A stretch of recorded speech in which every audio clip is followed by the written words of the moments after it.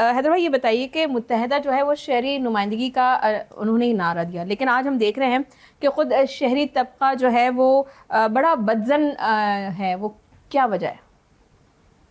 دیکھیے جو صورتحال ہے اس میں عوام کا ساتھ ہمیشہ بڑا ظلم یہ رہا کہ عوام جس کو ووٹ دیتے ہیں اس کو اختیار نہیں ملتا، اور جس کو ووٹ نہیں دیتے کل اختیار اس کے پاس چلا جاتا ہے۔ اب پیپلز پارٹی کا جو شیئر رہا ہے پچھلے 50 سالوں میں کراچی حیدرآباد میں، ذرا اس کو کیلکولیٹ کریں کہ کیا شیئر ہے ان کا، ڈیموکریٹک شیئر کتنے ووٹ ملے ان کو پچھلے 50 سالوں میں۔ ایم کیو ایم کا کیلکولیٹ کر لیجیے، ایم کیو ایم کو کتنا اختیار ملا اور پیپلز پارٹی کو کتنا اختیار۔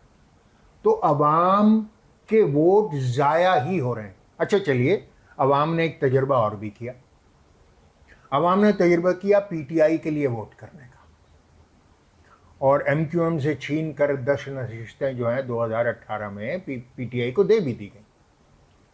مگر وہ ایک اور بڑا عذاب اہل کراچی نے دیکھا کہ جن وزیر اعظم صاحب کو انہوں نے ووٹ دیے وہ ایک رات بھی کراچی میں نہ رک سکے۔ 164 ارب روپے کے پیکج کا اناؤنس کیا، 1 ارب روپیہ بھی نہیں ملا۔